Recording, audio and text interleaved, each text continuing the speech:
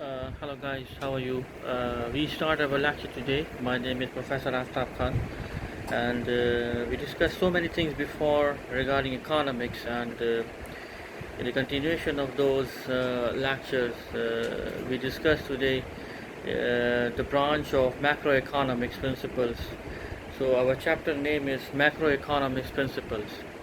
Okay, and I think it's a very interesting subject, interesting chapter, and I hope you will learn this, you will enjoy this, and you will enjoy the basic concepts, policies, models, and related fields and facts and figures regarding this chapter and regarding the principles of macroeconomics.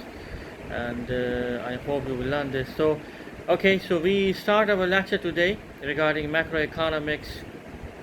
Our chapter name is The Principles of Macroeconomics Functions. As you know, my dear students, macroeconomics from the Greek prefix macro, it's derived from the Greek word, and it is known as large, plus economics. And economics is a study of scarce resources. Is a branch of economics dealing with the performance, structure, behavior, and decision making of an economy as a whole. Okay, so this includes regional, national, and global economies. So macroeconomists study topics such as GDP, unemployment rates, national income, prices indices, national income output, consumption, unemployment, inflation, saving, investment, energy, international trade, and international finance. Okay, so macroeconomics and microeconomics are the two most general fields in economics. Okay, and in the origin, macroeconomics descended from the once divided fields of business, cycle theory, and monetary theory. The quantity theory of money was particularly influential prior to the World War II. It took many forms, including the version based on the work of Irving Fisher, which is known as MV is equals to PQ. Okay, this is MV is known as the money value or the money velocity, and the quantity of goods produced, which is Q, would be constant. So any increase in the monetary supply, which is of M, would lead to a direct increase in price level, which is of P. So the quantity theory of money was a central part of the classical theory of the economy that prevailed in the early 20th century. Okay, regarding the derivation of macroeconomics, there is an Austrian school has a strong contribution regarding this, which is known as the theory of money and credit. It published in 1912, was one of the first books from the Austrian schools to deal with macroeconomic topics. So Keynesians and his followers, macroeconomics at least in its modern form began with the publication of Keynesian General Theory of Employment and Interest and Money. When the Great Depression struck, classical economists had difficulty explaining how goods could go unsold and workers could be left unemployed. In the classical theory, prices and wages would drop until the market cleared. In classical theory, prices and wages would drop until the market cleared and all goods and labors were sold. So the Keynesian offered a new theory of economics that explained why markets might not clear, which would evolve later in the 20th century into a group of macroeconomic schools of thought, which is known as Keynesian Economics, also called Keynesianism or Keynesian Theory.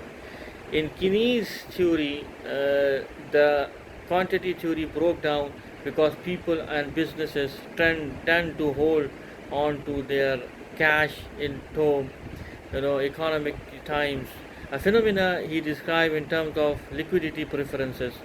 Keynesians also explain how the multiplier effect would magnify a small decrease in consumption or investment and cause declines throughout the economy. So Keynesians also noted that the role of uncertainty and animal spirits and play in the economy. So the generation following Keynesian combined the macroeconomics of the general theory with the new classical microeconomics to create the new classical synthesis. So by the 1950s, most economists had accepted the synthesis view of the macroeconomy. Economists like Paul Samuelson developed formal Keynesian models and contributed formal theories of consumptions, investments, and money demand that flashed out the Keynesian framework. So the monetarism updated the quantity theory of money to include a role for money demand. He argued that the role of money in the economy was sufficient to explain the Great Depression, and that aggregate demand, oriented explanations were not necessary.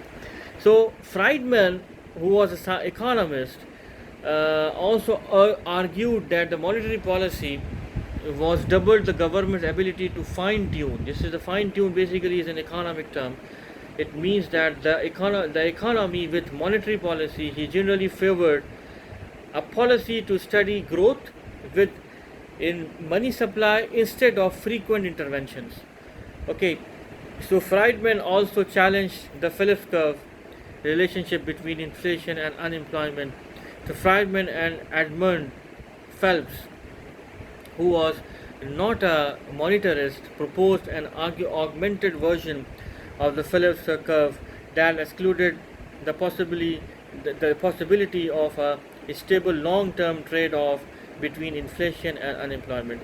So when the oil shocks of the 1970s created a high unemployment and a high inflation, Friedman and Phelps were vindicated. Monetarism was particularly influential in the early 1980s. Okay, monetarism fell out of favor when central banks found it difficult to target money supply instead of interest rates as monetarists recommended. So monetarism also became politically unpopular when the central banks created recessions in order to slow inflation. So there will be a new classical macroeconomics further challenged the Keynesian school. A central development in a new classical thought came when Robert Lucas introduced rational expectations to macroeconomics. Prior to Lucas, economists had generally used adaptive expectations, where agents were assumed to look at the recent past to make expectations about the future. Okay, so under rational expectations, agents are assumed to be more sophisticated. A consumer will not simply assume a 2% inflation rate just because that has been the average the past few years.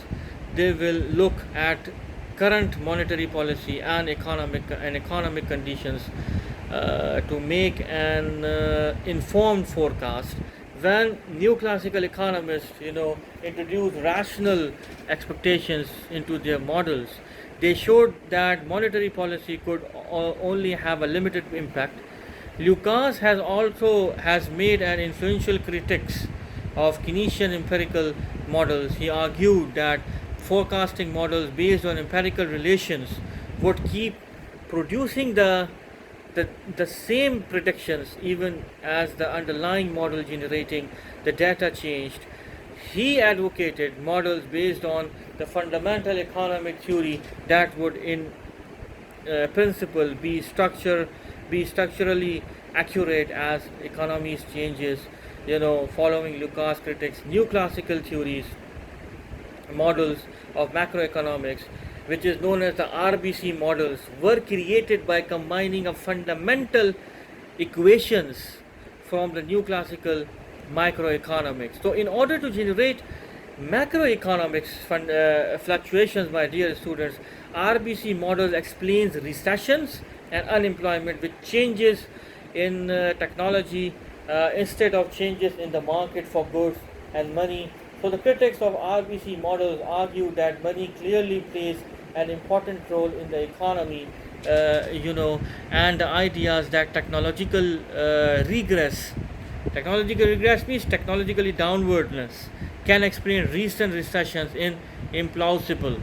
Okay, however, technological shocks are only the more prominent of a myriad of possible shocks to the system that can be modeled.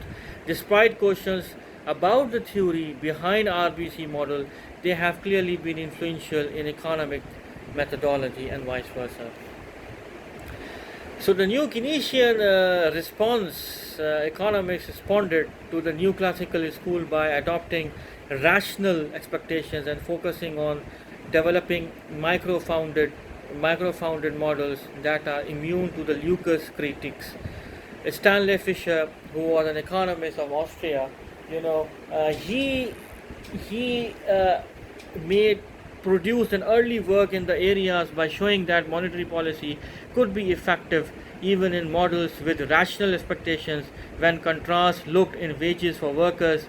Other new Keynesian economists, including, expanded on this work and demonstrated other cases where inflexible prices and wages led to monetary and fiscal policy having real effects. Okay, so like classical models, new classical models had assumed that the prices would be able to adjust perfectly and monetary policy would only lead to price changes.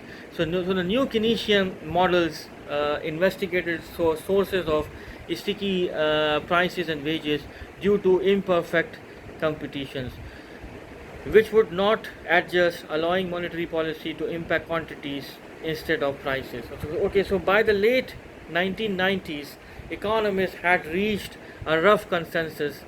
The nominal rigidity of new Keynesian theory was combined with rational expectations and the RBC methodology to produce dynamic general equilibrium models. Okay, so the fusion of elements from different schools of thoughts has been dubbed the new classical synthesis.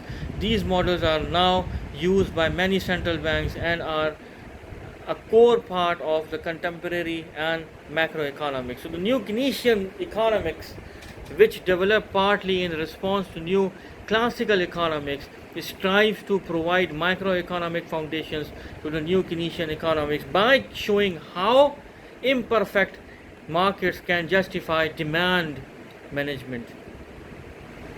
So macroeconomics model aggregate demand, aggregate supply, which is known as ADAS model. ADAS model means aggregate demand and aggregate supply model, which has become the standard textbook models by explaining the macro economy. This model shows the price level and level of real output given by the equilibrium in aggregate demand and the aggregate supply and vice versa. My dear students, the aggregate demand curve downward slope means that more output is demanded at lower price levels.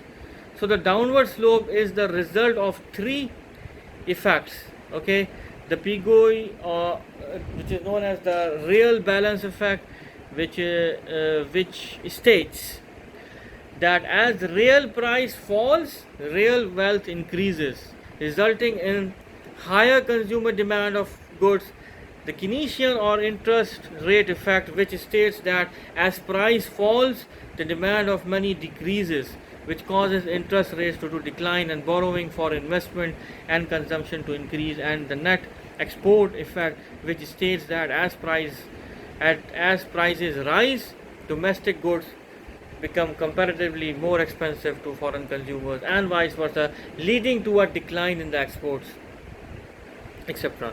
Okay, so in the conventional Keynesian use of the ASAD model, the aggregate supply curve is horizontal is horizontal, as at low level of outputs, and become inelastic near the point of potential output, which responds with full employment. Okay, so since the economy cannot produce beyond the potential output, and any AD, which is the aggregate demand expansion, which led to higher price levels instead of higher output. Okay, so ADAS diagram can model a variety of macroeconomic phenomena, including inflation, changes in the non-price level factors or determinants, causes changes in aggregate demand and shift of the entire aggregate demand curve. So when demand for goods exceeds supply, there is an inflationary gap where demand pull inflation occurs, and the AD, which is known as the aggregate demand curve, shifts upward to a higher price level. Okay, so when the economy faces higher cost push inflation occurs, and the AS curve shifts upward to higher price levels. Okay, so ASAD diagram is also widely used as a pedagogical tool to model the effects of various macroeconomic policies. So ISLM model gives the underpinnings of aggregate demand discussed above. It answers the question at a given price level. What is the quantity? What is the good quantity? What is the quantity of goods demanded? This model shows what combination of interest rates and output will ensure equilibrium in both the goods and money markets. The goods market is modeled as given equality between investment and public and private savings, and the money market is modeled as giving equilibrium between money supply and the liquidity preferences. So the IS curve consists of the point combination of income and interest rates, where investment given the interest rate is equal to public and private saving given output. The IS curve is downward sloping because output and the interest rate have an inverse relationship in the goods market. As output increases, more income is saved, which means interest rates must be lower to spur enough investment to match savings. The LM curve is upward sloping when the interest rate and output have a position relationship in the money market. As income identically equally to output increases, the demand for money increases, resulting in a rise in the interest rate in order to just offset the incipient rise in the money demand. The ISLM model is often used to demonstrate the effects of monetary and the fiscal policy. Textbooks frequently use the ISLM model, but it does not feature the complexities of most modern macroeconomic models. Nevertheless, these models still feature similar relationships to those ISLM, etc. So the growth models, the new classical growth model of Robert Solow. Robert Solow, basically, who was an economist, who was a European economist, has become a common textbook models for explaining economic growth in the long run. Okay, so the model begins with the production function, where national output is the product of two input, capital and labor. The Solow model assumes that labor and capital are used at constant rates without the fluctuations in unemployment and capital utilization commonly seen in the business cycles.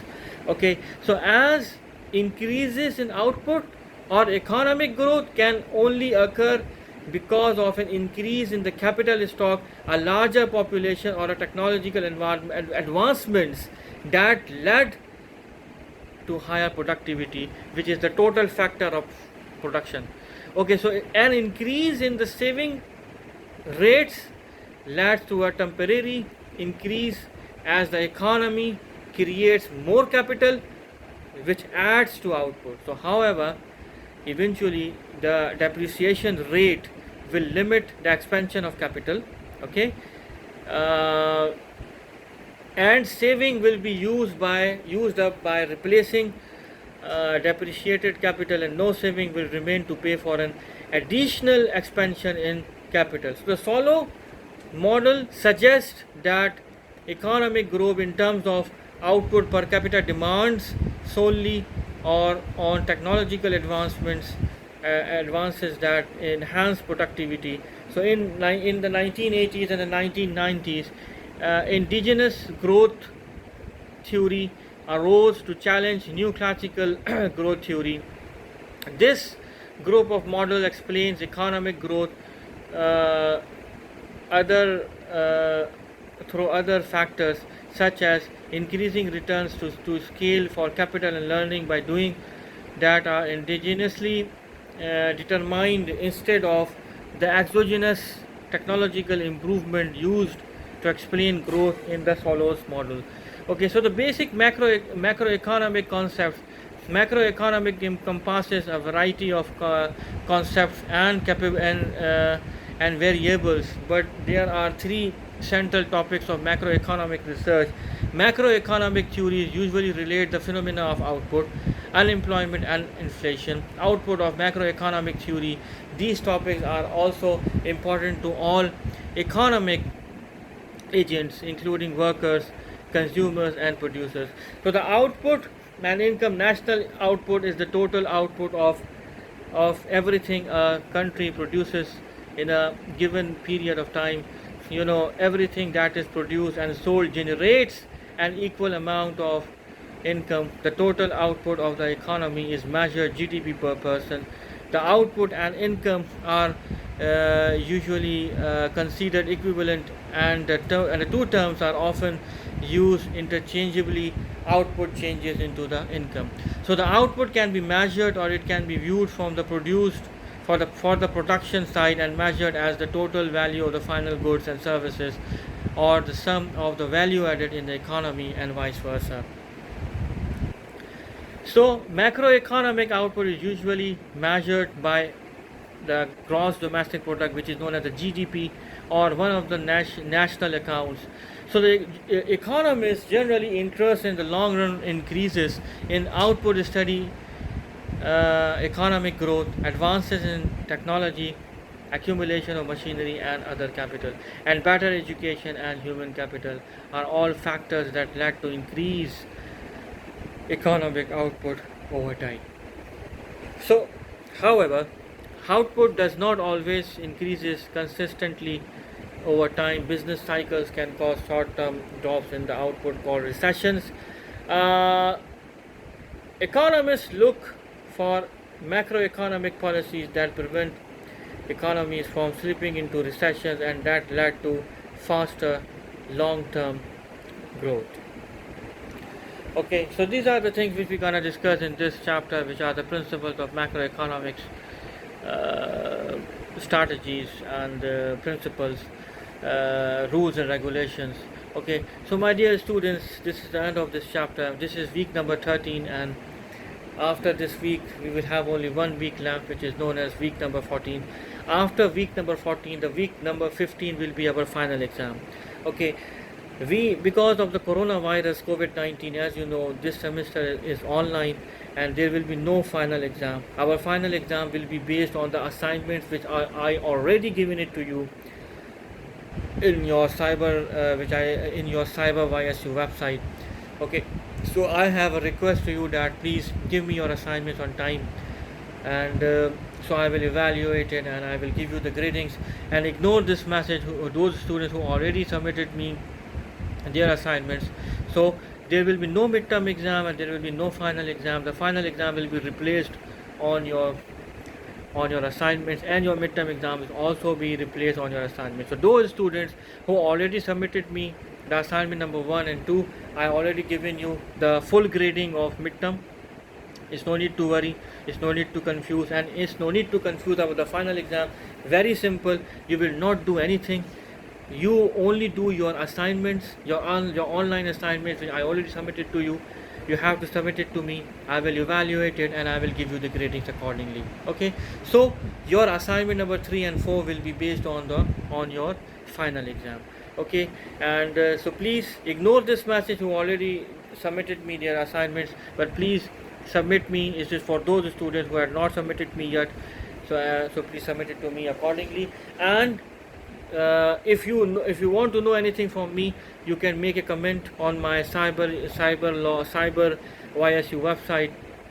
You can send it to me, the messages. If you have any ambiguity or a confusion or any difficulty, I will manage to help you. I will be very happy to assist you, and I will give you the gradings accordingly, according to the evaluation of your assignments as well. Okay, so I hope you will learn today's chapter. I hope you will enjoy this learning, and it is a very good collection of learning in my point of view. And in the meanwhile, to be continued towards the next week. Till then, goodbye.